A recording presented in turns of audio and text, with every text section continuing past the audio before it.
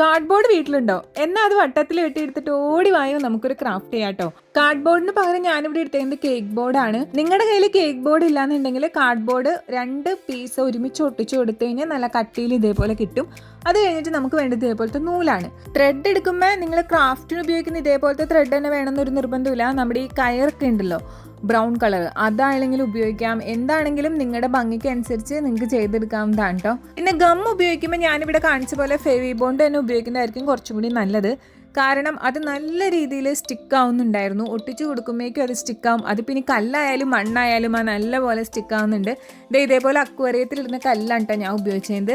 നിങ്ങളുടെ കയ്യിൽ metal, baby മെറ്റലാണെന്നുണ്ടെങ്കിൽ അത് ജസ്റ്റ് പെയിന്റ് അടിച്ചിട്ട് ഇതേപോലെ വൈറ്റ് കളറാക്കിയിട്ടോ ഇഷ്ടമുള്ള കളറാക്കിയിട്ട് അതും അങ്ങനെ ആഡ് ചെയ്യാവുന്നതാണ്.